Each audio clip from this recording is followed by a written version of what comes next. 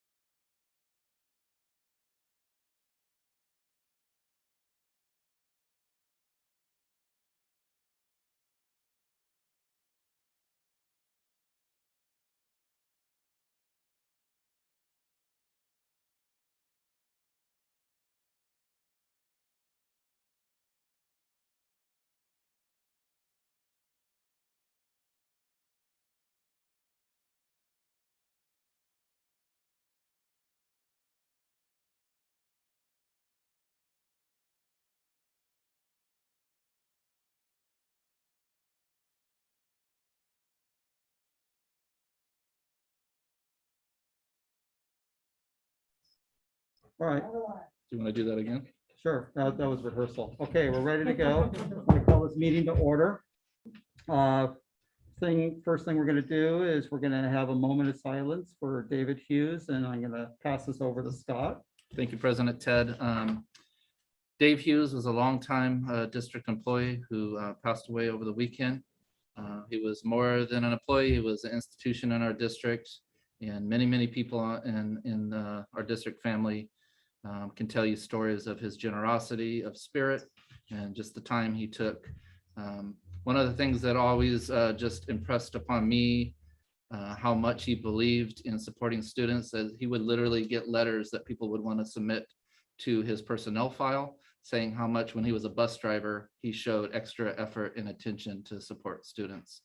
And people don't always do that, so it gives you an idea. He was also most recently the Santa Cruz Gardens caretaker and looked out after the property. And it's a tough year, having lost both him and Don Meyer.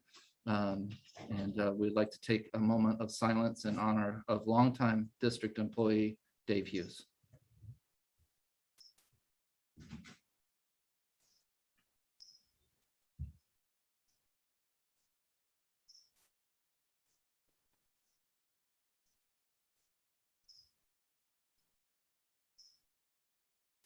And thank you, President Ted, for allowing that opportunity to honor a longtime employee.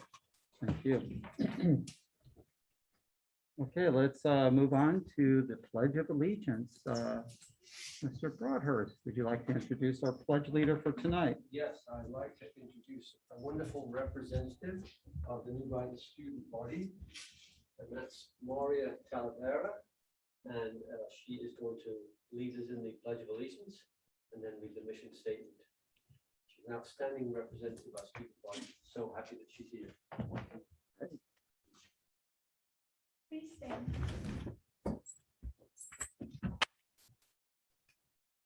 Place your hand on your heart. Ready, begin. I pledge allegiance to the flag of the United States of America and to the republic for which it stands, one nation, under God, indivisible, with liberty and justice for all.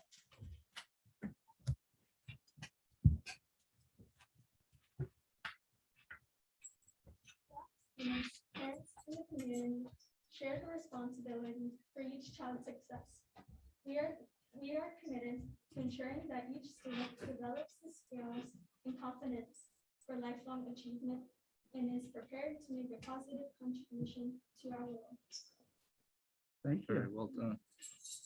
Well, Maria, I have a wonderful certificate here I would like to read. It's for you and it's about you. Maria enjoys making new friends and has enjoyed meeting her new teachers. She particularly likes humanities and science classes. When she is older, she'd like to attend Berkeley or Cal Poly San Luis Obispo. Outside of school, she likes to surf, and she also swims competitively. Butterfly and backstroke are her two favorite strokes. Maria has been on the New Brighton Middle School honor roll for all of 6th grade and is a great representative of our New Brighton student body. Congratulations. No problem. Here's the certificate for you, the frame. All wonderful stuff on there too, and then to take notes. On about. And it's really great to, yeah, are you getting some of that Southwest? Are you getting some of that Southwest swell that's coming through? Yeah. I know looks like a lot of fun out there. I didn't make it out there today. Are you part of the group that's down at Privates on Wednesday? No, I'm not. Okay. I know there's a few schools that are down there surfing, which looks like a lot of fun. And then what swim club do you swim for? I swim for Aptos Cabrillo Swim Club. Okay. So then did they have the big meets this year over and? Yeah, there were a couple meets that I went to. Great. You watch, of course you watch the swimming in the Olympics, right? Yeah. Okay, I could chat with you all evening. I'll have the other board members. So where did you learn to swim and how old were you? exactly sure. You are a baby. Sibling, older sibling. Mhm. Probably 3. The water baby. Okay, I'll ask a quick question. What are you looking forward to most at New Brighton this year? Probably just like having, well, it's gonna be my first like full year at New Brighton. Yeah. So just like experiencing all the classes in person, and I'm just excited to like, I don't know, like, it's just Yeah. like experience all the classes that I missed like last year in person. Yeah. So glad you're there. Congratulations on making honor roll all Yeah. last Yeah. year. That's amazing.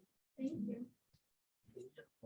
Are we gonna do a photo? Yeah, Okay. that's right. We can do that again. Yeah, That's it's been awesome. a little while. Best spot is if you go to that corner right there and then look out. That way the board will be in the back. Help her now. Mr. Broadhurst, you gonna get in there? I know you're camera shy sometimes. What are we looking at? There we go. Just Ted and Carolyn, if you could move over just a tiny little bit. Yeah, absolutely perfect. There we go. All right, everybody look at mom. Sorry. Smile. Smile with the eye. Sasha, we like to put those up on our website. Is that's okay with you? All right, thank you. So Maria, it was awesome to meet you. Behind this mask, you put a big smile on all our faces. And so we have to go on to the boring stuff now. It's always my favorite part of the meeting. Thank you so much. Thank you. All right, Have a thanks for great coming. evening. Bye. Okay, is there a motion to adopt the agenda as it stands? I'll make the motion. I'll second Carolyn. All in favor? Aye. Any opposed? None. Okay. Closed session, there is nothing to report out on closed session. Consent agenda, is there a motion to approve the consent agenda as it stands? If I can just make on one of the items in the consent agenda, it was a second reading of board policy. Right. So on page 31 of the docket, there were a couple lines striked out. They shouldn't have been stricken out. On the second reading, it's supposed to be, the actual language that will go into the policy. And on page 32, and these were all brought to my attention by Board Member Freeman, so thank you so much. Page 32, the fourth paragraph of the "or" part of "and/or" should not be italicized and bolded. So there was some leftover formatting of language in there from the first reading that should have been just cleared. So when we adopted, I asked the board to consider adopting that policy in the consent agenda with those changes. Can I ask a follow-up question now? After we adopt it, then does the date get changed? Right now, it says adopted April 2018. Yeah. So that happens Nathan. Yes. Okay. We're waiting to make a Is there motion to okay. accept the consent agenda, right? Is there a second? And we have a resolution which is in support of designating October as College and Career Month. So that is when the kids which students go to Cabrillo? Fourth grade. Fourth, And so okay. it's not necessarily that it'll happen right then. I don't know the exact dates of that field trip yet, but it kind of starts the process. And this year, instead of doing like a week at a time or a week or two, they're taking the whole month of October and recognizing it. So, and then later Right. in the year, we'll do that field trip. And the seventh graders either go to UCSC or to Cal State Monterey Bay. So all that stuff will be happening through the year by S5C as it's now. Okay. Gotta get that fifth C in their career. So since we have a resolution, pardon me, yeah, let's I do a have a roll call. question. I Oh. didn't hear who made first motion and who made. the second. Amanda first, Phil second. And then by roll call. Trustee Rodriguez. Aye. Trustee Jackson. Miller, Aye. Trustee Friedman. Aye. Trustee Donner. Aye. Okay, public communications on items that are not on the agenda. I don't have anything on text. We have, I have one email. okay, and would you like to read it? Yes. This is from Jason Hilton. It is labeled Public Communication, August 18th, 2021. Like the other school districts in Santa Cruz County, our school district has thus far followed the guidelines laid out by the CDPH and our county health department, but that's not enough. The CDPH is taking a very reactive approach by making many decisions based on the percentage of ICU beds available. We can and should switch to being aggressively preventative rather than reactive.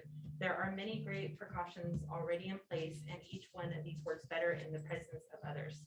Science is clear. Our experience last spring does not apply to the Delta variant. We need all the preventions in place to increase chances of schools remaining open and staying safe.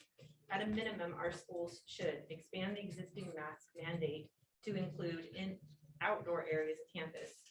Ensure that filtration and ventilation systems currently in place are effective by monitoring CO2 levels in classrooms, bathrooms, and other indoor locations, and add filtration and ventilation mechanisms as needed. This is especially critical to establish now before wildfires dramatically reduce outdoor air quality, inhibiting the opening of windows and doors in classrooms. Our district has done a good job of following the recommendations, but we can do a better job of leading. We all recognize that with the current inaction in our community, our kids will get the Delta variant. But better cautionary measures in place will prevent these few cases from becoming outbreaks in our schools. Parents are willing to help regardless of the vocal minority. All right, thank you. And do we have, No, that's it. ma'am? Okay.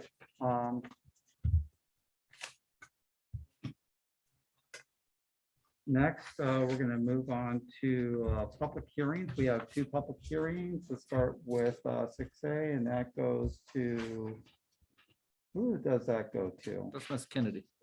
Okay, there we go. Good evening.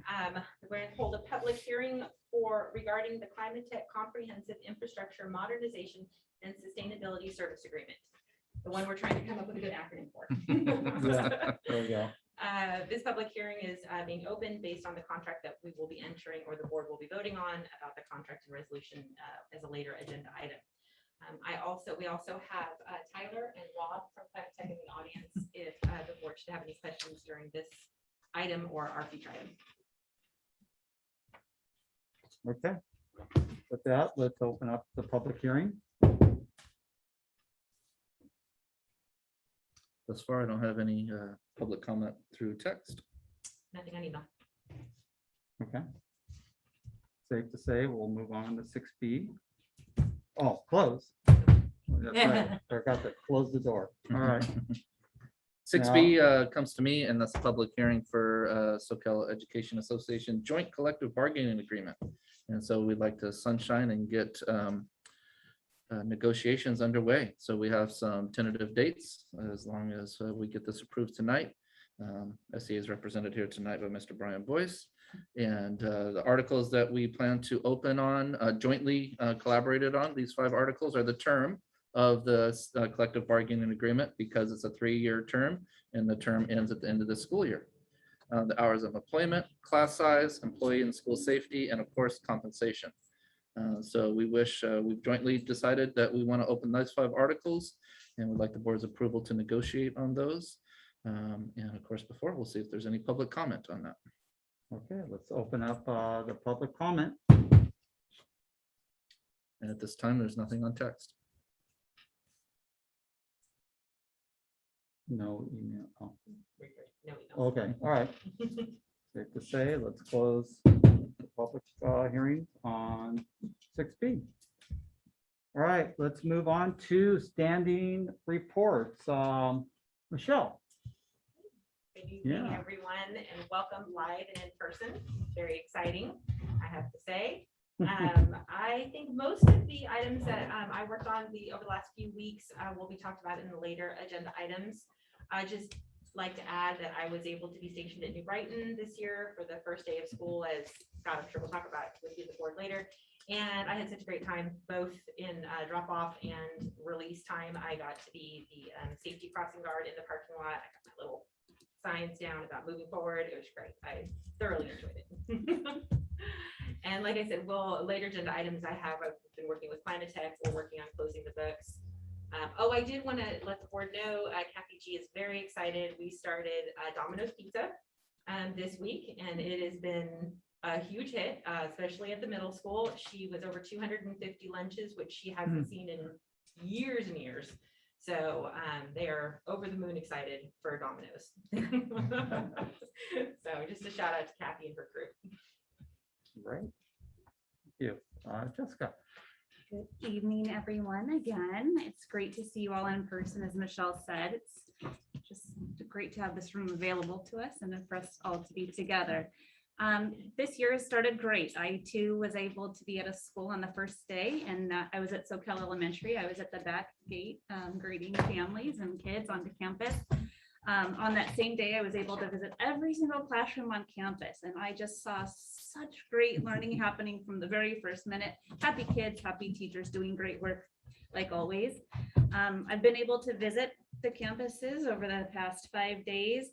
Most of my time has been spent at New Brighton, however, since I am a credentialed teacher and there's not yet filled positions, I've been teaching 6th grade science. Which has been really exciting. So we've been doing a little bit of engineering, a little bit of life science, and having a really good time at it. Being a teacher was by far my favorite job, and I got to do a little bit of that with great joy. We too have been kind of introducing some new items into our school staff and processes. One of them has to do with our new student information system. And I will say we've been going through some growing pains with it. It was a necessary transition, and the growing pains are a little bit worse than we thought, but we're working through them. And our new diagnostic assessment, our academic assessment, has been just trained to for our certificated staff, and I think it'll be a little bit easier. I think the training was a little bit better. I think it'll be a little bit easier to administer. Right now, all of our newcomer English learners are being kind of tagged, and we're readying them for their assessment so we can see how much English they know and what we need to do with them next. So our English language specialists have been working really hard to do that work. And probably by the look of the board docket tonight, you can see there's lots of legislation that's happened this summer, and we've really had to turn on a dime. So we've been reading a lot of legal information, a lot of interpretation of legal information, a lot of changes to board policy and new board policy that we've been looking through. One of them affects one of our schools, and it has to do with Opal Cliffs. So we've actually had to kind of reformat the foundation of Opal Cliffs. It doesn't look different on the practical side of the student experience. It looks a lot different on our side, the business experience of Opal Cliffs. But between Suzanne and I, we've been hitting it very hard, and I think that the kids and the parents who are in the program this year can't see that there's been this shift, but I think it's definitely in alignment with what the law is requiring. And then, we're just busily filling classrooms with curriculum and materials, and my most recent focus has just been on looking for books to add to classroom libraries that focus on inclusion and equity and all of those things that we think are so important in our district. So that's just kind of the basic update. Lots been happening, but those are the main points. So thank you. Thank you. Yes, Scott. I get the great luxury of reporting on the first day of school, so I'm going to embed all my comments in there. So that's it for me now. Okay. So we have nobody from CSCA unless they're coming in virtually. Okay. SCA. So, how you doing? See you face to face. Yeah, Very surprised that we're being face to face, but it is very good to see all of you. And on behalf of our union, just want to thank Michelle, Jessica, and Scott for their continued communication. Our monthly meetings with them are fantastic. It means a whole lot to the union to be able to have a face-to-face time. And I was told Scott this many times, to be in a small district, be able to have that time with a superintendent means the world to me personally, but to our union, absolutely. So thank you for that. We look forward to many more meetings together. Feeling is definitely mutual. Good, good. I just wanted to kind of highlight what we discussed in our SEA meetings here. We highlighted the work of the Racial Justice Task Force. Back to school night was discussed, and there are some teachers nervous about doing this fully in person. Some are very excited to see parents live, just to kind of have that face-to-face and meet with them. The PD calendar was discussed, hoping for an opportunity to provide input. Vacant teachers, positions at, sound like mainly the middle school was discussed. And the process of hiring new principals at SoCal L and Santa Cruz Gardens was also discussed. But very productive. You see a lot of enthusiastic teachers. Personal note, we've had a ton of new staff at our site, but they are very awesome, very excited. And I think that new energy is going to bring us into a new chapter with the rebranding of the SLEED program. So thank you again, and happy to see you. You too. Thanks, Brian. Welcome back. Another year.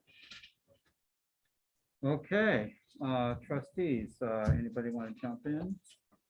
I have nothing to report out on, so I'll start off with that. Short. So I'm happy to be back at the Sandra Wallace Boardroom. And I was going to remotely acknowledge Sandra Wallace for her work in the community, bringing us all together for the Art and Wine Festival. So I'm glad you came for that. That's a push. Thank you. Everybody show up. I'll bring the coffee. I have very little to report besides just, of course, the welcome back to everyone. My own student had a great first day, has had a great first week, and I did not get to attend the kickoff breakfast because I was out of town, but I thank you, Scott, for sharing your presentation with me, because I did get to watch his presentation later and really appreciate what you shared and getting everyone together and connected in that way.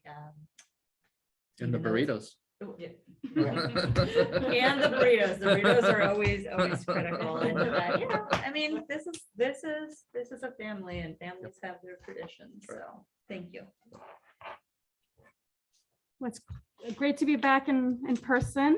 I attended the virtual kickoff breakfast and really enjoyed the videos that you shared, Scott, and also getting to see the new staff and hearing more about the staff that were honored. It was very nice as well. That's funny. Okay. Okay, thank you. With that, we're going to move on to presentations and discussions. So 8A, discussion regarding updates on LCAP. And Jessica. All right, well, thank you so much. We are back to our LCAP bites. So I started our last meeting, and that was just to give you a little bit of an overview of where our LCAP rested once it was approved by our board. And it was sitting at the county level. They have a lot of them to look at. So we did get feedback from our readers, and we got some really great feedback from our readers. And I want to read to you exactly what they said at the start of their email. It says, "This is such a strong LCAP that really tells the story of how SoCal meets students where they are and provides a pathway for more equitable outcomes." So we're really excited to see that. They had 3 clarifications that they asked for, and we'll make those adjustments and send them back to the county. But they were very minor, and we were very happy that there were only 3 and that they were minor. One had to do with a data piece that we had put into the annual update, and they asked us to move it into the learning continuity and attendance plan. So it was just basically moving a number to another page. And then the next 2 questions just had to do with budget, and it had to do with actual spending and just making those numbers match. And then the last thing is that they wanted us to include a phrase about the added instructional assistant and the benefit that person would have, or those people would have, and just describing that a little bit differently. But that's great. So our plan is move forward. We can start to spend our money and do our work, and all of the amazing things that our staff do with kids every day that is memorialized in that plan is going to be an actuality. So we're very excited to see that. All right, thank you. Board comments, questions? Yay. Great news. Thank you for the bite. Anything from the public? I don't have anything on text. Okay. Nothing on email. All right. Well, thank you. Yeah. All right, next, we're gonna report on opening day, including enrollment, and Scott. Yeah, so just like to kind of mention many of the positives. I won't take long on it, but a lot of the positives that have already been mentioned tonight is just the enthusiasm and energy around the first day of school, even coming off, what was, the toughest 18 months of public education, I think, ever. The enthusiasm was high by teachers, by staff, by parents, by students. As has been mentioned, we send all of our cabinet members and others out to the school sites to get a taste of that first day energy and lend a little bit of support. And it's really, truly like our honor to be a part of that. Teachers had their classrooms ready, principals had welcoming environments, and it just felt like that first day buzz again, which was a real treat and something that I don't think we'll ever take for granted again. And so all of the hard work that went into that, very much appreciated. All of the hard work that went into the professional development, in addition to the kickoff that has been mentioned, very much appreciated, because even though these things are hard, getting ready for a new student system and getting ready for a new testing system has to be done. And it's nice that we hit the ground running with that. The challenges all revolve around enrollment. And so, you hate to bring this part of it in, but it's important because we track that with a warm body count the first 2 weeks of school. In addition to the online, attendance we take in our student system. And we knew that we had been in a period of declining enrollment before COVID-19. We knew COVID-19 across the county and state had a big impact on even further declining enrollment.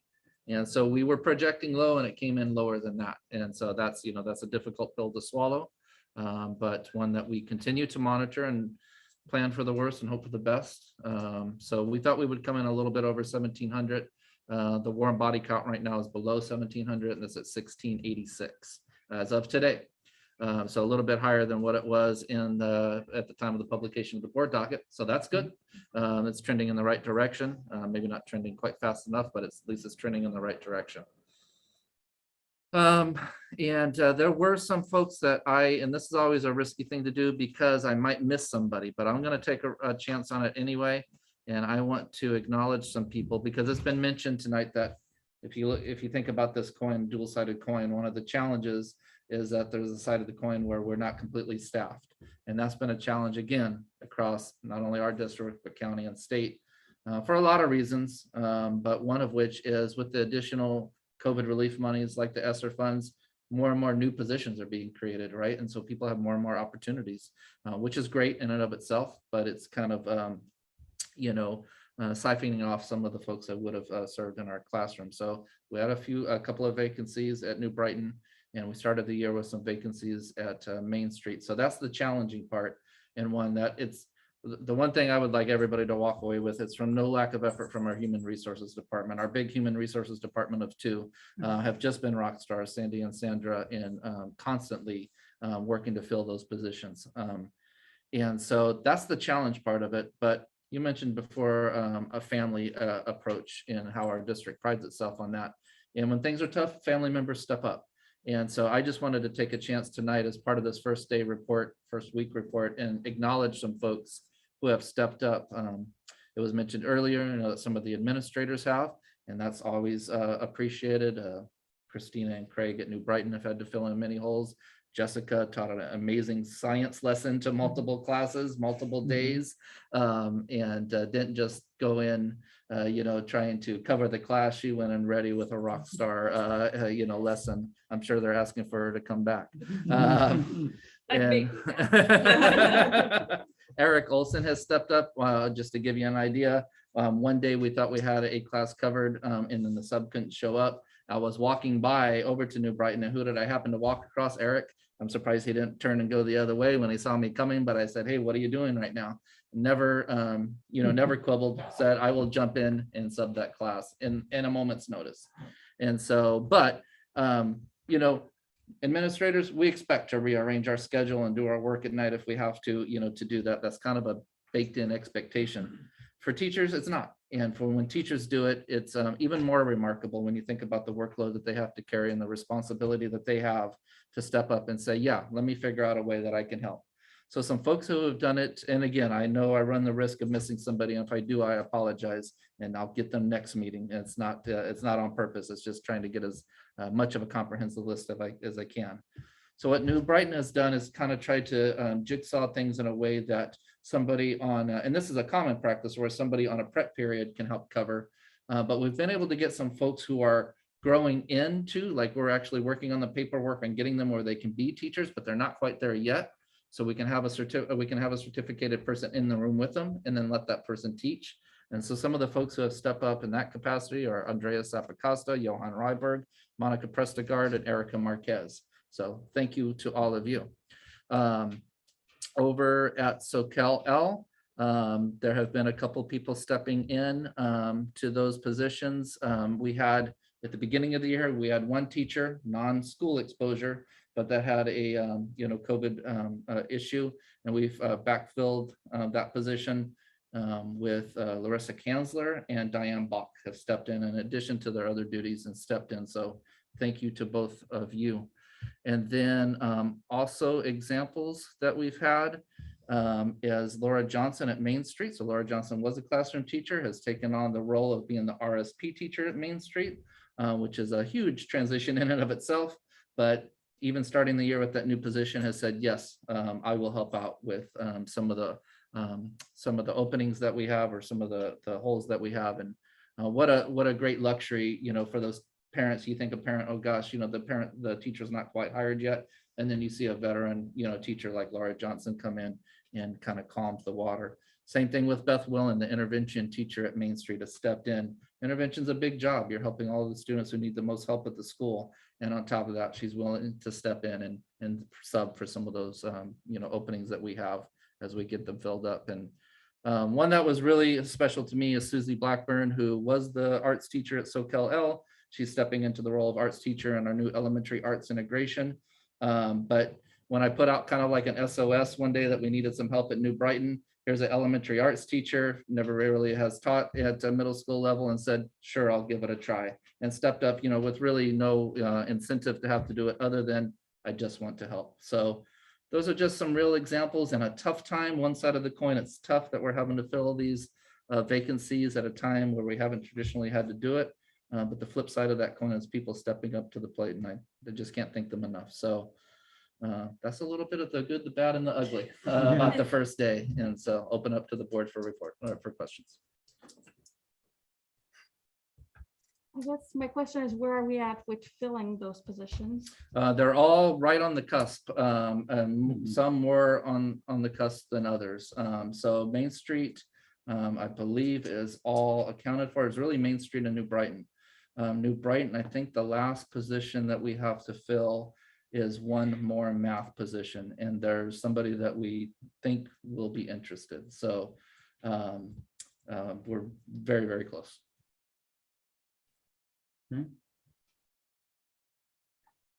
Is independent study, is that part of the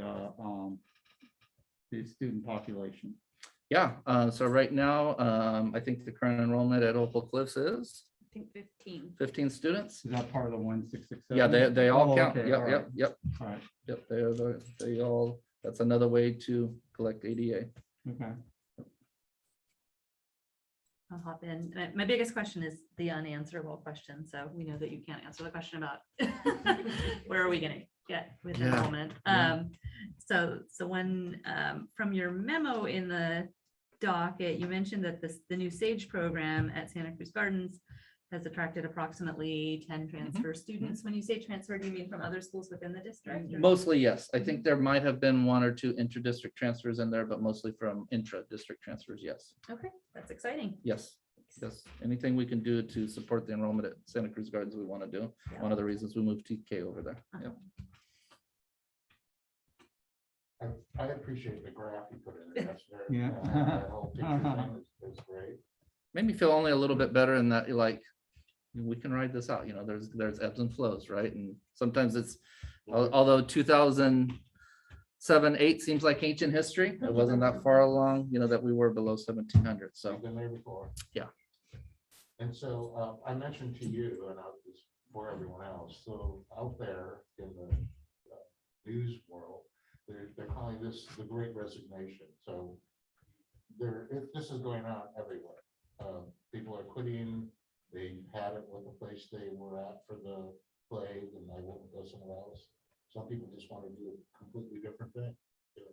But there's a lot of turnover. The resignation number every month on the employment report is growing, and the laid off number is going down. It is an interesting time in the world of human resources. Yeah, there's They say 40 to 50% of people working now are going to quit.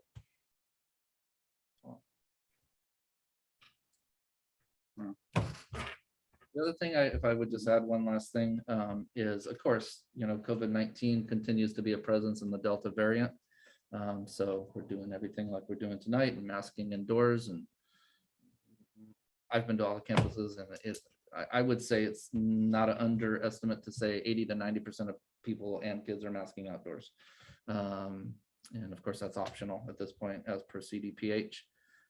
All the classrooms I've been in, students have been very compliant with the masking mandate. I know in the summer, it seemed to be kind of like the question du jour is, what are you going to do with the kids who don't wear a mask? And it's like, well, we're going to work with students like we work with students all the time and coach them on why it's important. Our great teachers are going to teach them the routine of that. And I just haven't seen any challenges. And I've tried to ask teachers when I've seen them, have there been any challenges with that? And I'm sure there's students that forget and those sort of things, but I don't think we have had any out and out, refusal to wear it. So the other thing very closely associated with enrollment and attendance and COVID-19 is the new concept of a modified quarantine. So that when there's an exposure to a positive case, and there has been, and there will be, that's just the world we're in now.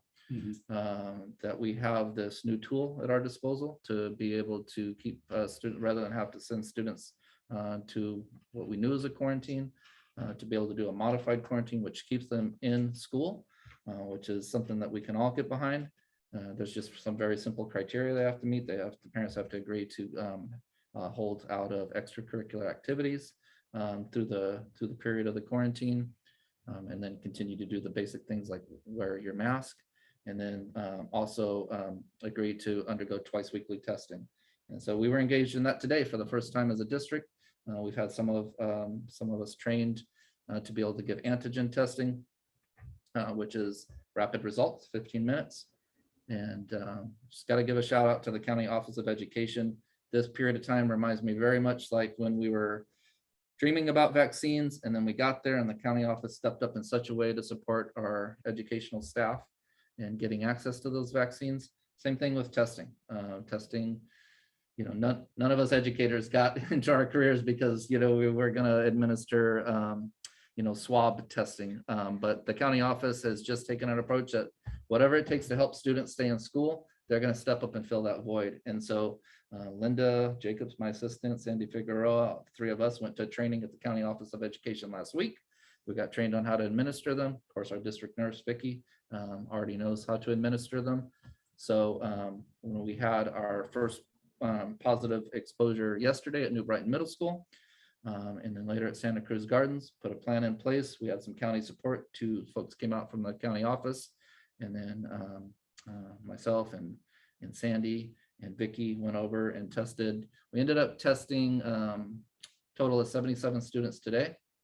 And 5 adults who were exposed from the exposure yesterday, all negative, thankfully. Students and staff, everybody was very cooperative. It's a self-administered swab test.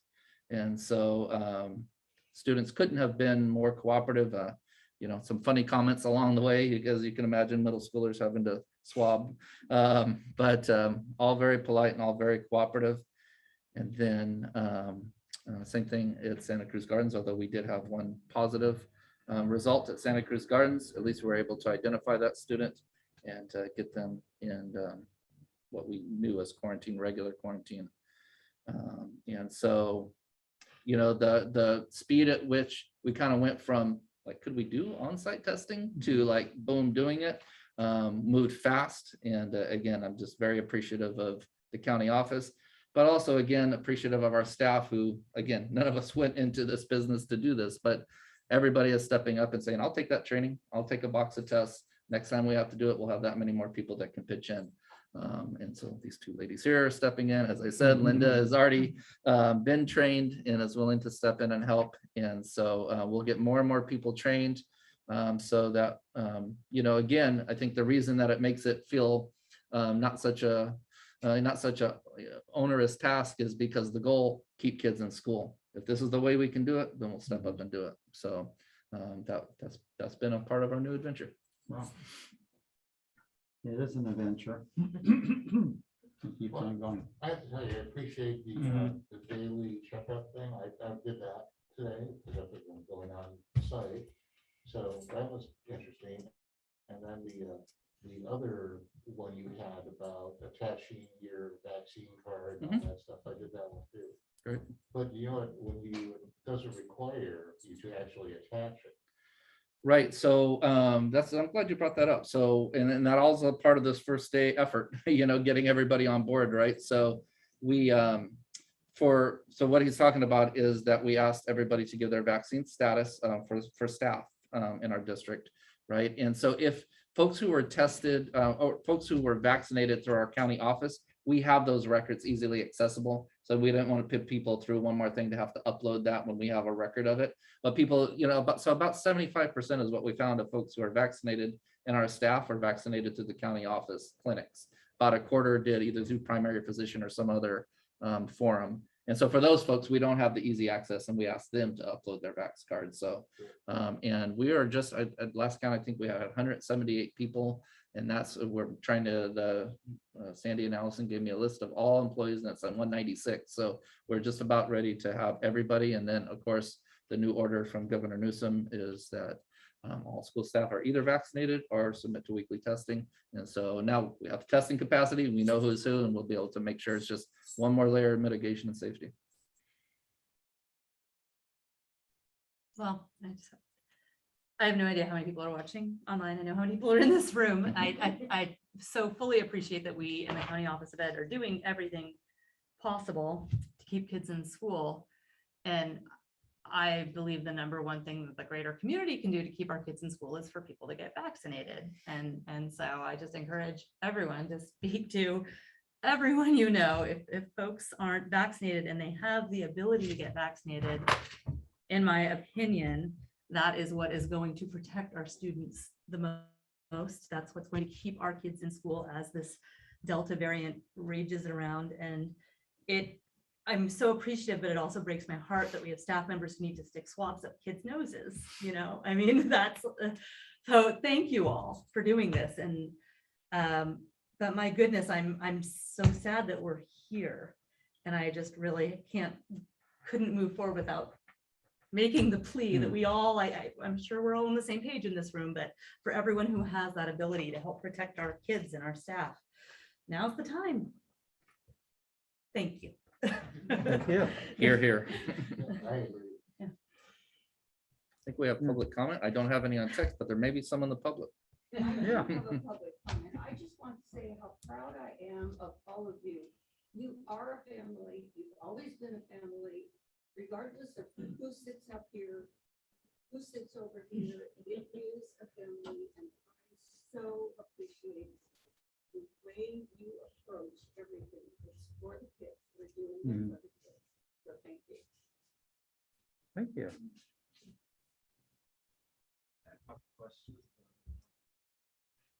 So really exciting to hear 75% of our staff do county vaccination. Do we have a percentage of staff who aren't vaccinated that we can share publicly, or who we anticipate are vaccinated through these other options, just to kind of give us a total vaccination? What I can give you, which is the best way to give you a number that can sink your teeth into, but doesn't give any chance of breaching any confidentiality, is that as a district, we're at a 96% vaccination rate. That's great. Yep. Awesome. Let's see. I was wondering if you can elaborate on, it's really exciting to hear that we have most of these positions filled. Going back to your Yes. gaps in hiring. Are you hearing any pulse of like gaps in being able to provide subs? Wondering if we it's kind of site local-ish, but that was a major concern for teachers during distance learning. And I'm wondering if we're gonna possibly scare off that possibility and not be able to take days? I don't know if you have a pulse on that by chance. Well, I wish that I could come up with something really positive to say right now. I'm just gonna give the straight scoop, is subs are scarce. And that's, Captain Obvious, right? Because it's across the county and the state. And when we're looking to fill positions, and I don't want to paint this, like we're filling positions, in any kind of slipshod manner. We're getting some folks who are new to the profession who are awesome, and we're just able to streamline them a little faster. But those folks used to would have been our subs. And so, it's a domino effect. And so I think that it's of course, we want folks who are not feeling well to stay home. That's part of a mitigation strategy too. And those two issues don't line up very well. I wish I had something better to report. We are considering raising our sub rate, which is great, which is good, which is something tangible we can do. To be quite honest, I don't think that's the issue. I think it's truly a scarcity of folks who used to would have been in that pipeline, who are now already, they're not in the pipeline, they're in. So we'll continue to work hard to find folks. We try to get creative and invite people in who may not have thought about it and have a college degree, and we talk to them about giving it a try and how to do that. We'll continue to try to market in every way we can, but there is a scarcity of resources in that area. So for teachers watching, maybe a refresher of if there is a positive case of your site, who or where can we look for the procedures of how we're informed? Yeah, so that's always going to come from your site principal. And as soon as you hear about something, principals are well trained, both the site administration at New Brighton yesterday and at Santa Cruz Gardens jumped right on it and got information out to parents about how we'd be proceeding and what the options for modified quarantine are. So definitely to your site principal. Is that protocol posted on district website? So what we're using right now, which is available on the County Office of Education website, is what they call their playbook, easily accessible. Their playbook is definitely based on California Department of Public Health. It's just kind of a reformatting of it.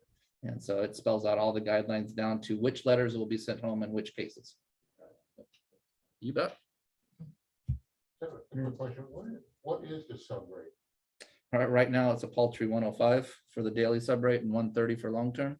135, 135. How many hour day is that? Well, 7. I mean, Well, if by it's the time under you- 4 hours, it's Oh. considered a half day, which is 65. And if it's over, if 3 hours and 59 minutes, it's considered a half day. When you hit 4 hours a day, it's considered a full day, and then that's 105. And then if you enter the long-term sub range, it's 135. That's So is that like a 6 or 7 hour day? 7 1/4. 7 1/4 is the professional work day. Yeah. So that's, I think, below. Yeah, it's not good. No. We'll bring an item next board meeting for you to consider raising it. It's something we've looked at in the past, and like I said, it is something tangible. But I just don't want to give the false impression that if we raise it, that people are going to start, overflowing us with subs. I mean, it may get a few more, but I will tell you that personal experience with people out there, someone could drive for Amazon for more than that. Taking that family approach, do we have, we tried, and I know we're getting a little off topic, but it's all connected. do we do things like reach out to recent retirees? Yep. Yeah, all of that, right? Okay. I'm Yep, not gonna in try to fact, come we up with may- the brilliant we may idea that have- all the brilliant people already thought of. Well, it's just- And of course, you recently retired. Yes, you want to go back and substitute kindergarten, but I think we may have one at the Gardens who's considering it. So, yeah. okay. Helping out in the short term while we have a COVID situation going on. Yep. If I could add, I had on my monthly meeting with the CBOs this morning, and every district in the county has vacant classified and certificated positions. So it's definitely not unique to our district in any way. And we're all not above poaching from each other. So it's because right now it's just a shortage all around. Classified is most of us are having a difficulty finding classified staff. So.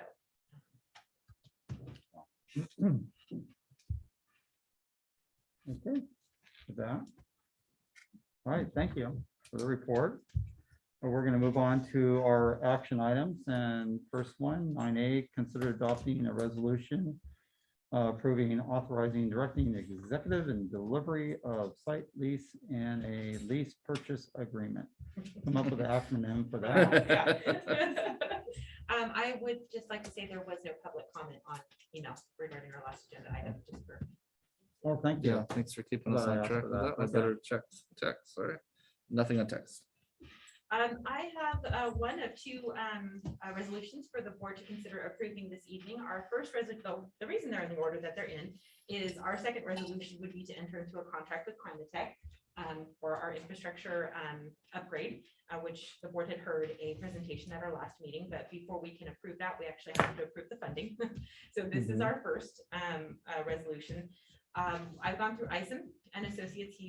Greg has been helping us work on the funding for this project. The district has roughly $2 million in RDA funding, capital facilities upgrade, which can only be spent on capital facility upgrade. Mhm. We've entered into working with Climatech because being able to bundle these projects into one big infrastructure upgrade really gives us more bang for our buck as far as the money goes.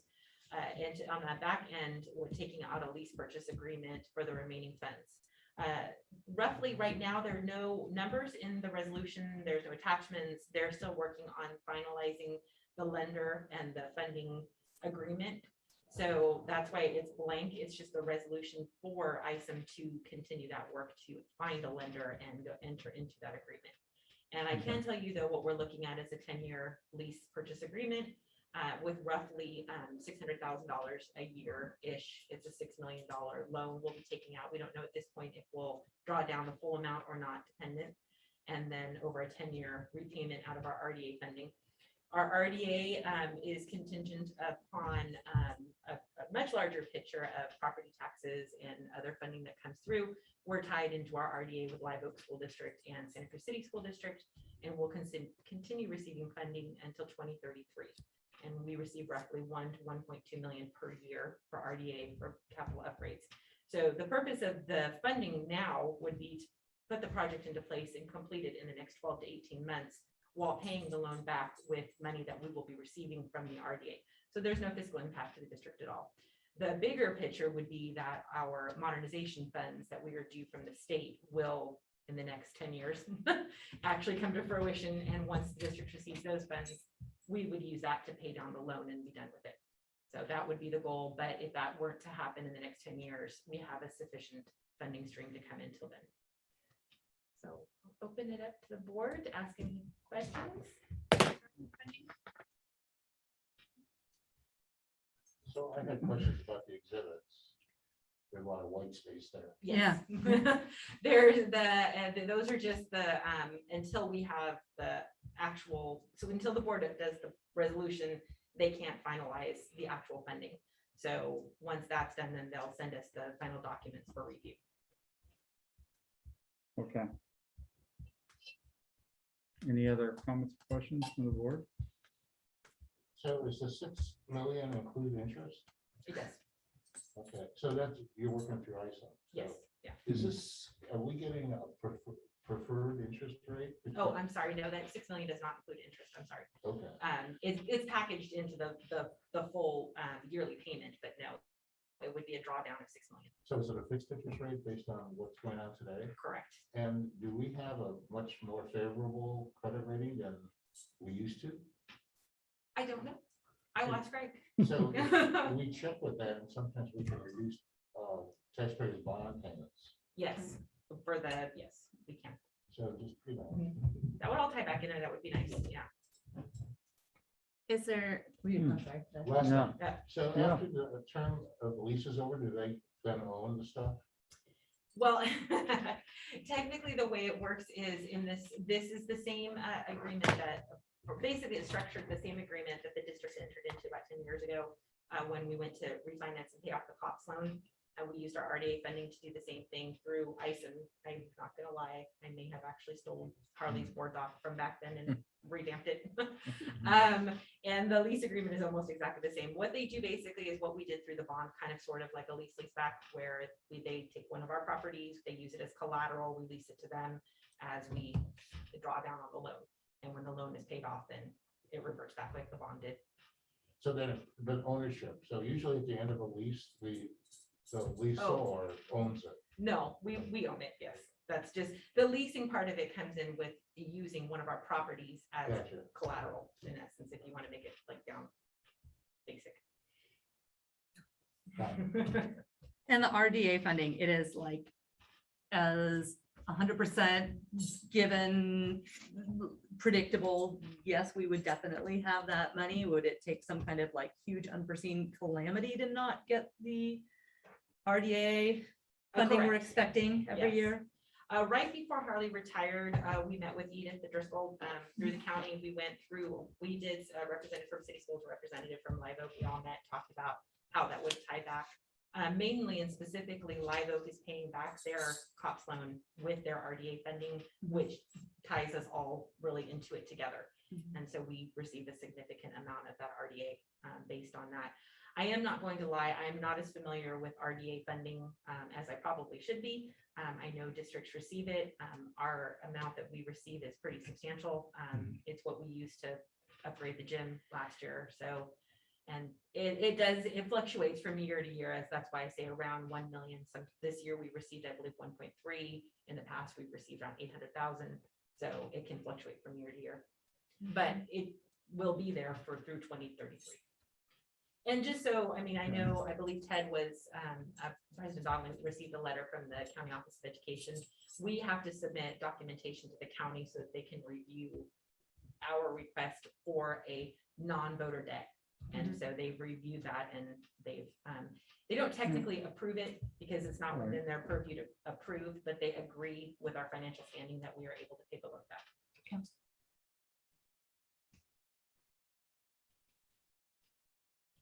Real quick, could you explain where does RDA money come like from the cloud? You're trying to kill me, aren't you, Phil? I'm just happy we still get it. I'm surprised that we're still, I mean, remember that was supposed to be I don't know gone, what but I we, should ask, but I'm curious. I don't, and you know me, because I like to answer confidently. I'm not sure I could actually answer that confidently. I know the RDA becomes from dissolved RDA redevelopment authorities that are no longer in existence, and their continued payout. Districts continue to receive funding through the magical RDA. And that funding is out there, and it's being held, and it's distributed out on the county level. And so I can't give a more accurate and a report that, like, I sound like I know what I'm talking about at the next board meeting, if you would like, specifically on the RDA itself. Yeah, that's, you don't. And you said it does have to be used on capital. It can only Yeah. be used Only for, it's supposed to, I think the exact term that is used is to relieve blight upon a district or a community. Wow. So I know it's pretty Good. strong language. Right. I don't, did I kill it? Or from your guys' perspective, I know you're not our lawyers, The but benefit of RDA, what districts utilize it for too, is it's restricted funding, and so Yeah. by doing some of these projects, the solar PV and some of that, it actually generates unrestricted funding in the general fund for other programs and things that you're looking for. So it's a way of transferring that money into your general fund by reducing your overall PG&E expenses and other things too. What's the benefit? and for Tyler and Rob from Climate Tech, they'll be on our next agenda item and contribute a little bit more. But I just would like to say, because we've all acknowledged Miss Sandy Wallace. Sandy Wallace was a board member and board president for 20 years. for the district. She lives across the street. Her kids went to school here. We love her. Yeah.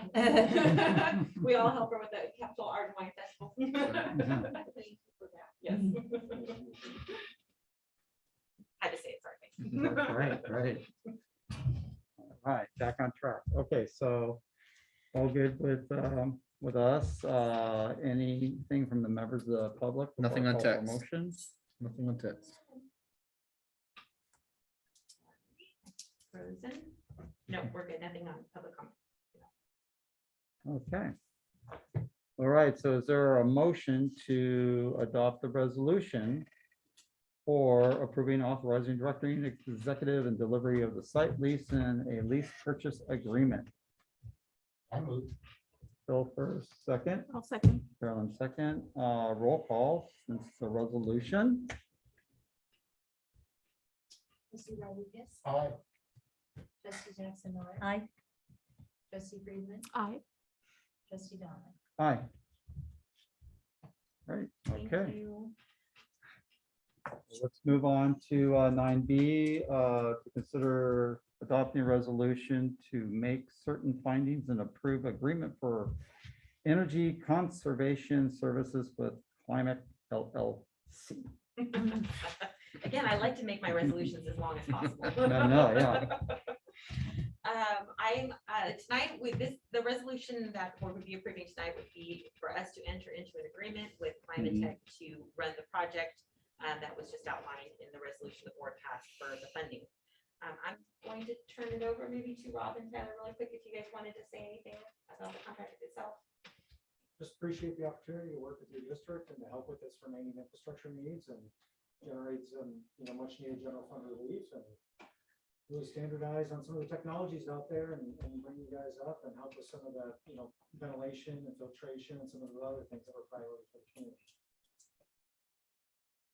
We, just for the board members, for a refresher and for audience members, this project, some of what entails in this project is upgrades to our HVAC systems, replacement of some of our very aging HVAC systems, adding HVAC systems to sites that currently don't have systems, solar, shade structures at all of our school sites. Sustaining energy, is that what, the generators? Yeah, I can go through it. The power resiliency here on Thank this, you. for the Red Cross area, especially for the cafeteria and for the main food storage, EV charging. The solar PV will actually offset to the additional HVAC load at the same time. And the key thing about your timing on this program is we just found out too, that there will be a modification from PG&E in terms of how they're going to financially provide benefits to the community and for districts and cities in terms of solar PV. So you guys are at the right timing because you'd be grandfathered in on the more preferable rate structure. So things are very positive on that. And then a lot of the old HVAC, the building automation system standardization that controls all the heating and cooling, as well as irrigation upgrades as well, so that staff can see from the main computer how to operate and conserve water as well. We're obviously going into a drought and are in a drought. And so those are some key components there. And electrical upgrades where needed, full electrical upgrades, switch gear, we're talking all the way back to PG&E, really set you guys up for the next 40, 50 years in terms of the switch gear. Mainly at Santa Cruz Gardens, the electrical load up there needs some love. A lot of the areas, yeah. Yeah, for sure. And one of the other projects that they'll be helping us with will be the window replacements at New Brighton for energy efficiency as well. Right. Just aesthetically. The older- pleasing. Say yeah. white. White, yes. Yep. That was like my number one. I know Mhm. everybody had their number ones, but I'm gonna say when we went into this, that was like the first thing I said, what can we do about these windows? Yeah. Oh, yeah. Windows and window coverings, whatever will be used to. They actually, Climate Tech had a wonderful suggestion with that because we talked about drapes and or blinds or anything you get into is extremely expensive, especially when you're looking at windows to that magnitude. But filming them, put the film over them for the shade and the UV and also for security purposes, right? Because you've got the one way in but out but not in. So over We there. actually talked about filming them just for the installation Oh wow. years ago. Yeah. So I'm most excited Let's get them about. up to dual pane first before you do it. Yeah. Baby And stuff. guess Yeah. what? Didn't happen. No. Any other questions from the board? So the cost is a bit higher than the 6 million. Yes, that's because the district is, we have 2 million already Oh, okay. in our RDA account to kind of supplement and to bring down the amount of our loan, or, the possible repayment of that loan. At some point in time, we could talk about the timeline and impact to teaching on. Oh, sites. yes, for sure. Right now, we're looking at a 12 to 18 month timeline for most of the project completion. Correct. And a lot of the dependency too is on PG&E. So that's where, the renewables and integrating into their infrastructure, we're seeing delays closer to the 18-month range for the solar PV and some of those other elements. The added air conditioning, we're at we're going to do full engineering, DSA, all the load calculations. So we have to go through the DSA. They're actually hiring third-party architects because they're so backed up as well. So we are, it's 12 to 18 months. A lot of the elements, like there's some of the minor remaining lighting, the building automation, some of the HVAC will be ordered, and those things will happen. We work all the time in school districts, so we'd be working with Steve and Michelle and Scott in terms of when to come in, hitting the brakes as best as possible, including the next summer for the added air conditioning, but then also looking at what can be done at night and over the weekends is typically when our crews work. So when staff is out, when kids are gone, coming at 4 o'clock, work till 10, work till 1, whatever the parameters are to get some of the work done and completed. We'll put lights on a roof. We'll do various different things to get the work done around school hours.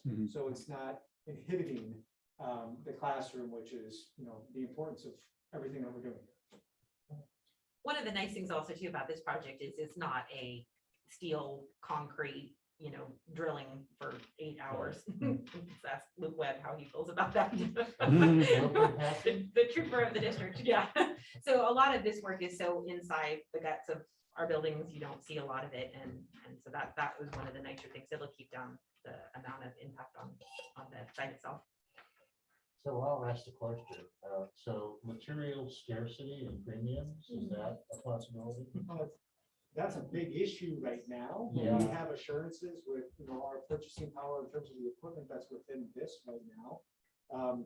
Just in 2 months, we have a 25% increase on steel, 7% increase on HVAC, 35% increase on HVAC parts like curbs and other things. And Copper.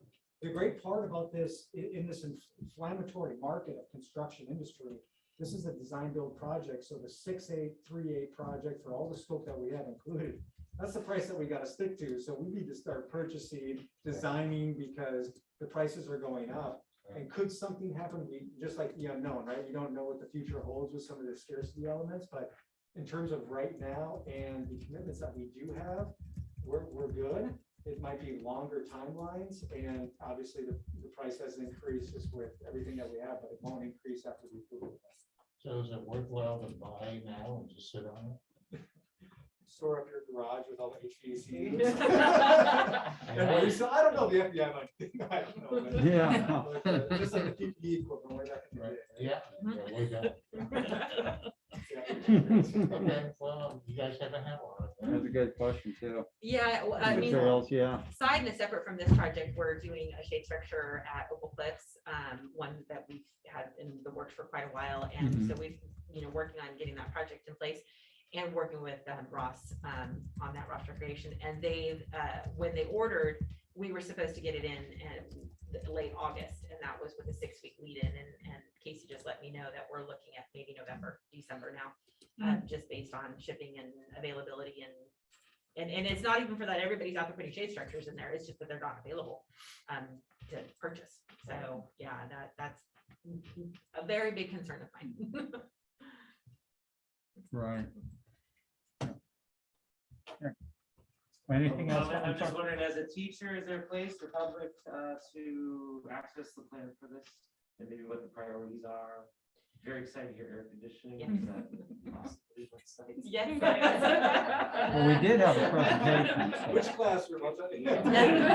20 wing in our office and not ever had air conditioning. My tenure here, and that would be absolutely. Are you asking for, you said plans or? Yeah, That's in the plan though, right? The Yeah, 20 wing in the absolutely, office? yes, Yeah, yes. and we had a presentation too. Yeah, no, yeah, that's fine. It's actually, yeah. I can remember that too.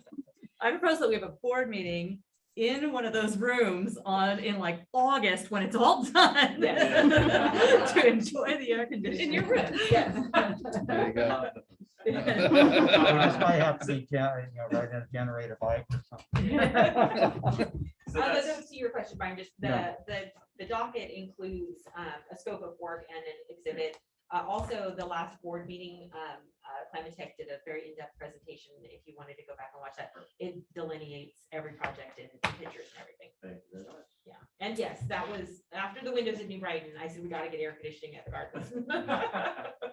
Thank you. Yes. Okay, with that, anything from the public Nothing on text. or out in the audience world there? Nothing Okay. on email. Okay. With that, I'm going to call for a motion to consider adopting a resolution to make certain findings and approve agreement for energy conservation services with Climate Tech LLC. Say that with a mask on.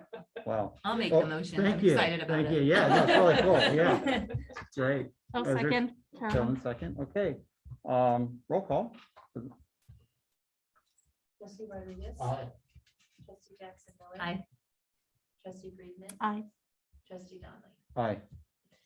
I thank the board very, very much for this. I'm very excited for our district to It be able to is. enter into this project and get the final inside stuff to get that last push on what we need completed and upgraded. So thank you very much. Yeah, yeah. And thank you. Thank you. Thanks, both. guys. Thank you. Yeah, thank you for Good showing night. coming. Bye, Sandy. Thanks, Andy. Good night. Good night. Bye. On camera. All right, so 9C, let's consider approval of updated board policy 5123, promotion, acceleration, and retention. Well, thank you, President Donnelly. I'm sorry, I'm not going to say the group as much as the last topic, but this is, as you said, this item is a first reading and a consideration of adoption tonight. And that is really because this particular policy, it's not a new policy, but the additional language in the policy was created in response to AB 104, which was signed into law in July 1st of this year. And it was signed as a matter of what they call urgency legislation. And it was written to respond to parents of students, specifically really in middle school and high school mostly, that were impacted by COVID. And their grades kind of reflected negatively on their transcript, and they wanted the students to have the ability to access future learning and future, conditions in terms of like universities and colleges and things like that. So not much of this law actually relates to, when you dig through it, relates to elementary school. But what it does do for a K-8 district like ours is it does ask us to add a supplemental section to the acceleration and retention part of our board policy, which basically says that if there is a student who has failed half of their classes, that it asks us to really talk to the parents about the possibility of retention if we think it's going to benefit the student, and if they do. So this language there's not a lot of language. It's really basically 3 small paragraphs, and it really says that now we have a way of parents doing that with us that is specifically related to the conditions post-COVID, and it is for this year only. So you'll see us actually take it out probably at the end of this year or at the beginning of next year, but it really is just in response to distance learning and maybe a lack of opportunity that students had in the past year and a half. So my recommendation or my request is that this addition to the board policy be approved. Okay, any questions from the board? If not, I do. okay. Let you guys go first. I just think it's Oh, good to over follow there? that Oh, I'm sorry, I didn't see it personally. there. Yeah, It's a good idea. So, I think I'll just focus on page 2, the very first paragraph there, where it says students shall be identified for possible retention. So that should be, instead of possible, it should be required, because this statement undermines paragraph 2 at the beginning of this, which says, and meeting grade level standards of expected achievement. So I'm glad that you asked the question. It does seem like it's contradictory, and we did actually get the specific verbiage from CSBA and from Lozano Smith. And really that the first section that they asked us to add is specific to kind of just having a procedure in mind. The second part with the addition of the word or possible means that we can't make a child do that. Like we have to engage in a process. But we didn't have the word possible before, and it actually just said for retention, and they asked us to add the additional word. But again, you would have to change the second paragraph to, you know, they're opposed to each other. One says to standard, the other one says maybe. Are you talking about, So and I just want to make sure I'm referring to your exact The spot. second paragraph. So students shall progress through the grade levels by demonstrating growth and learning and meeting grade level standards of expected student achievement. That's pretty plain. You have to meet I grade think- level standards, so it's either you do or you don't. I think it's maybe a bit gray, and I'm saying that to kind of, because shall is a word that's a gray word, Mhm. in my opinion. And that's probably why CSBA didn't actually ask us to change that word, because it is kind of that kind of term. I mean, we could look at going back to CSBA and Lozano Smith and asking us if they think we should change that word. That's not one that came up in our discussion with the Okay. changes. Now, it says here, so again, this policy, where after the word possible, later in that sentence, it says, as indicated by the result of state assessment administered. Which we don't get those until August or September, right? So that Well, would mean we would have to reassign students after they've already started. well, this particular law went into effect July 1st. So we're just looking at this year. Right. This year, we gave alternative assessment. Most districts in California gave an alternative assessment. Mhm. In this district, we administered the MAP in lieu of the California state testing, but it was viewed as the equivalent. So we actually had the information on students' growth back in May. So the timeline for us works, pursuant to this AB 104 and this new language in board Right. policy. It may impact other districts, and that the language that they have to use may be a different suggestion by CSBA or Lozano Smith. But again, that's just a fluke. Come this year, we'll give the SBAC in the spring. We won't get the results until the fall. So that means in the fall, we're gonna have to reassign students who didn't make the cut It's after they've started. It's possible that we would. This change of language, though, is very clear to just be this year. And that there's probably going to be some recommendations for changing of the language based on kind of how we introduce students back into school, or if we cut school back into distance learning again. Yeah, I'm just saying, Yeah. using the SBAC as a measure is like too late. It is too late. And I think that there was a lot of their urgency in these the assembly bills that were created, and they're rather long. And so we're responding to what the government basically is asking us to do, but we also know that there's good purpose in it. And the good purpose in it is to really allow students the ability to either stay in school or move past the grade that they're in, should this past year have developed that need for them. And our governor, I think, when kind of working with the legislature to look at this, had that intention in mind, even though it's not going to last past this year with this specific language. We're going to have to address it again. Okay, so here's I asked myself, does this decrease or does this increase the achievement gap? I mean, I think and this is kind of my field, so this is kind of where I do all my research. I think that there's not going to be a lot of parents who say, we want you to employ this in our district. I think that in districts where we have like large high school districts where many students have not accessed their learning through distance learning, and they get one more year of education because of that, that's where it will make the most positive impact. So decrease the achievement gap?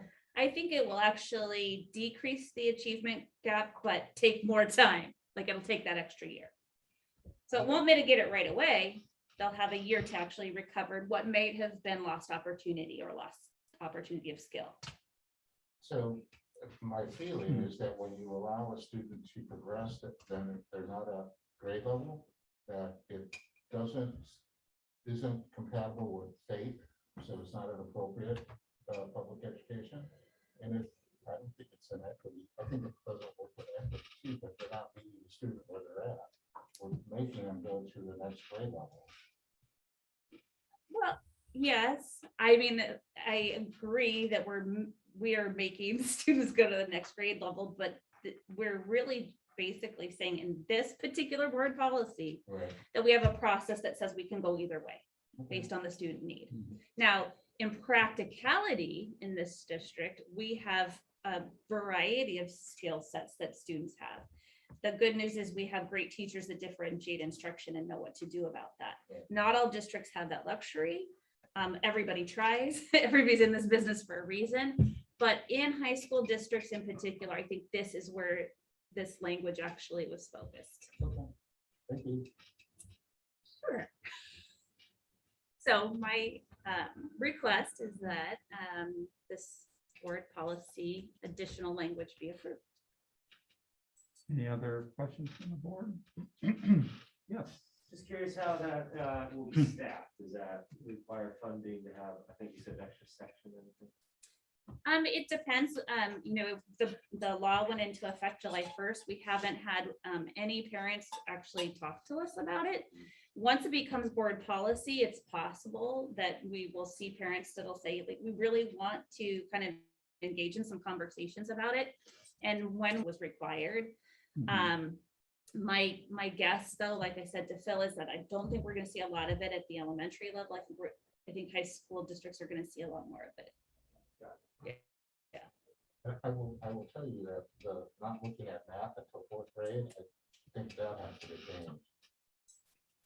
Well, fortunately for our district, you know, our acquisition of iReady as a diagnostic assessment starting in TK is probably one of the best moves we ever made, because we can really start to determine skill and strength ability from the very first month that they're in school with us. Yeah. And we can build our understanding of how to support the student much earlier on. Oh, yeah, so reality is different than what the policy says, and Yeah. So if we can get that till fourth grade, then because that sends a message, you know, like math's not that important. Well, we can refine it in administrative regulation. Thank you. In practice, we absolutely do. And administrative regulation should match our practice. I mean, I'm an accounting guy, it should be like kindergarten. Yeah, okay. All right, I always Okay. love engaging with you, Phil, that's great. All right. Good, okay, so before we make a motion, is there anything from the public? Nothing on text. Nothing on email. Okay, well, is there a motion to approve our updated board policy 5123? I move. Bill first, second, I will second. Carolyn, second. All in favor? Is a resolution? No. Aye. Aye. You opposed? None, okay. Thank you, and the next one is Jessica too, to consider approval of a new board policy 6158, independent studies. All right, here we go. I got another good one for you. This too is a consideration of approval upon first reading of a new board policy. We don't have this board policy yet. This board policy is 6158.1 related to independent study. We do have an independent study policy in our board policy, but this is an addition, so there's no change in language. But this particular board policy is in response to Assembly Bill 130, not 104. And what it basically says is we understand that schools are going to be offering in-person learning, but there are instances where students and families will require a distance option, not appearing to look like the distance learning that we had over the past year and a half, but an independent study option. So this really kind of outlines the parameters of what a district is expected to do. Some districts can't do it. I'm just going to say that some districts can't do it. They hire independent contractors to do it. They send their kids to another district to be able to offer what this board policy says that you have to do. Fortunately, we have Opal Cliffs. And we were able to work really diligently over the summer to meet the letter of the expectations of AB 30 to weave that into our Opal Cliffs program. So our Opal Cliffs home-based learning program is now Opal Cliffs home-based independent study program. And we engage in a different kind of relationship with the family. We have a written agreement. We actually have to post publicly that we have this option available to families and that it is an independent study program. We have a parent and teacher and an administrator interaction with the family so they know what it is before we begin. And then there's some criteria that's built in related to the number of minutes that students are expected to be learning a day, the number of minutes they're supposed to be with the teacher a day, and how they're supposed to check in. So we went through the entire legislation. We went through it with the county, we went through it amongst ourselves, and we were able to say, wow, a lot of what we already do matches this, but we can make the adjustments. So we worked with Suzanne right before school started and we implemented those.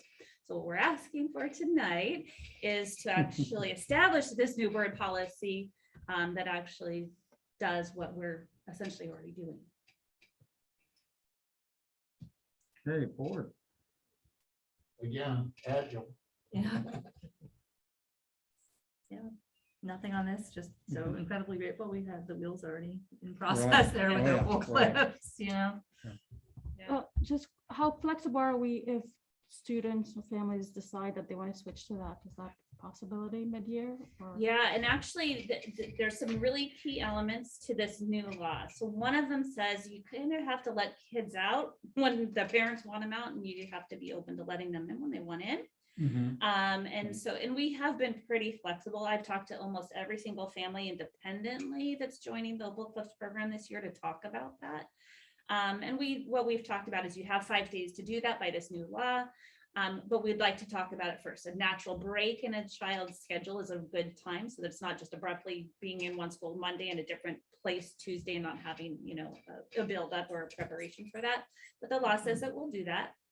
The law also says some other things. The law says that you can't put students with an IEP in this program without the IEP team deciding that it's the best placement for the student. And so there's a lot of safety nets that are built into this, which I appreciate, but we also have to talk to parents about them. So I talk to each one of them individually, and then Suzanne talks to them every week. Did that answer?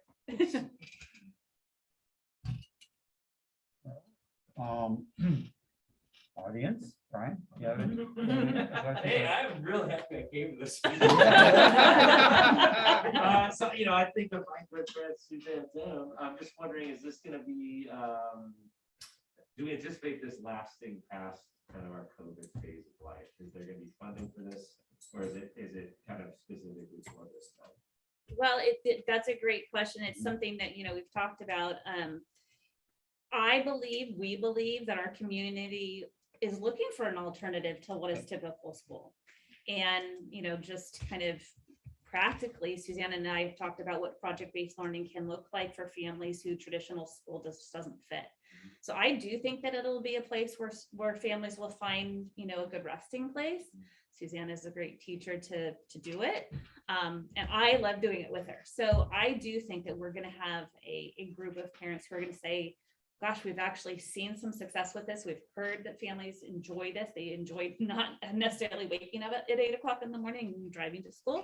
And a lot of the families that we actually heard from last year basically said, we loved being outside and doing experiential, learning. So I do think it'll be successful and it'll build over time.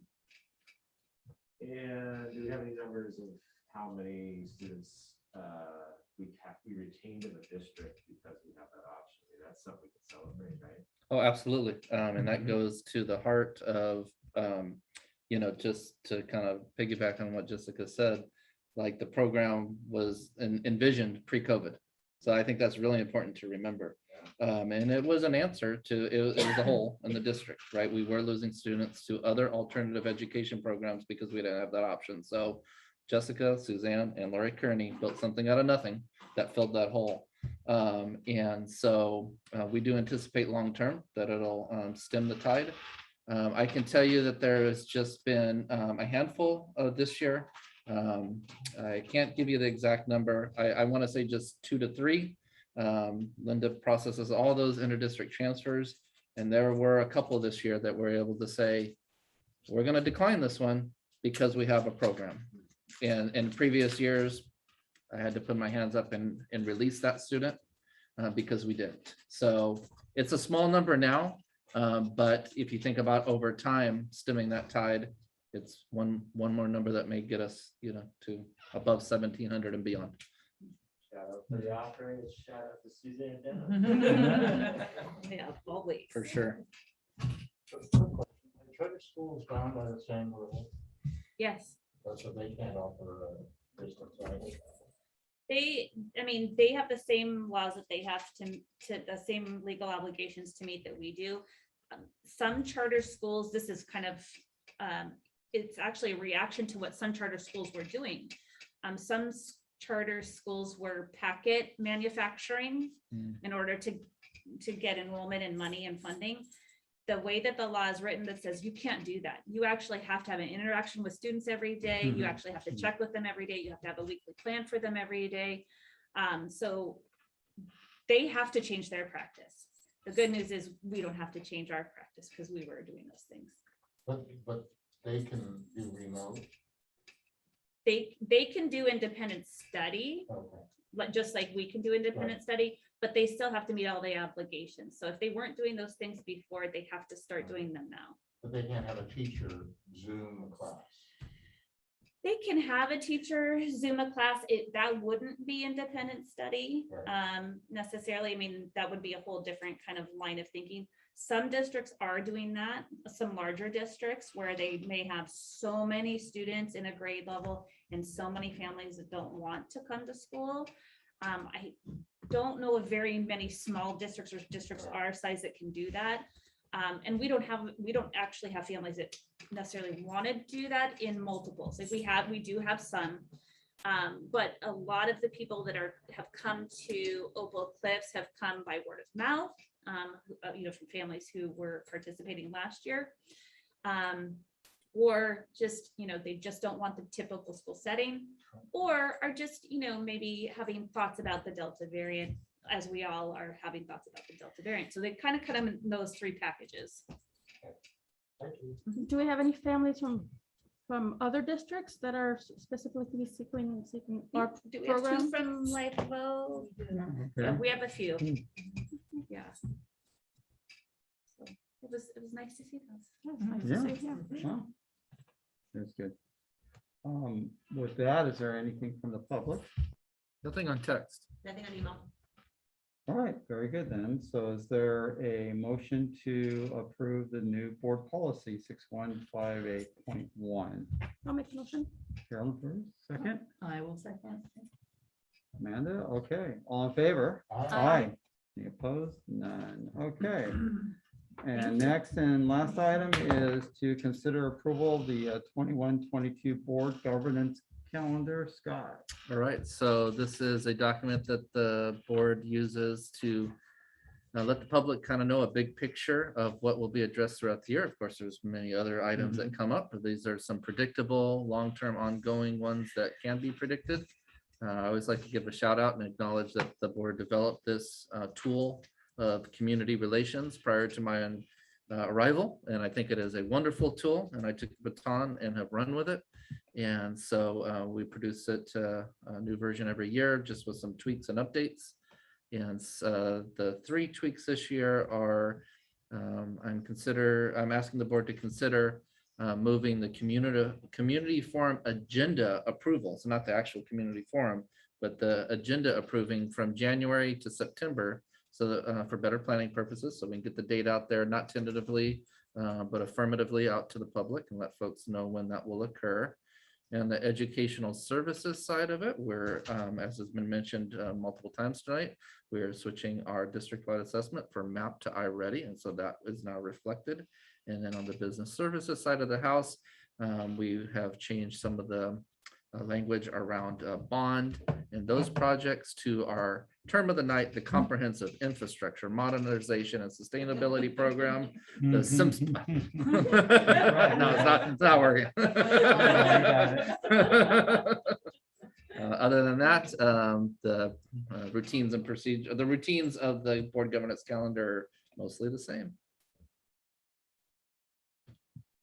So just basic, so next meeting, we're going to approve the community forum agenda. That's what I'm asking. Yeah, I'm asking you to consider moving that up. Yep. And so that way we can lock the date in and let everybody know to not put it on your calendar tentatively, but lock it in. All right. Looks good. All right. Any questions or comments from the board? There are no texts on this exciting item from the public, so. No emails. Okay. Well, with that, is there a motion to approve our 21-22 board governance calendar? I'll make the motion. Oh, No, you got it. Carolyn? And Amanda, second? Sure. Okay. All in favor? Aye. Any opposed? None. Correspondence. Does anybody have any correspondence? So I received an email from a person who would like to meet with district staff, responded, and let leadership know, and now that person I think I shared with the rest of the board, and so you guys are working on it. Mhm. And then I received an email from a community member about a bicycle technology class. Right. So I'm not sure where we're at on that one. I owe her an answer. I can answer any questions maybe that you may have. I don't have any questions. I just need to put some energy back into it. So I will get back with you with some, yep, with some thoughts. No, it's a great program. Okay, with that, is there any future agenda items? None?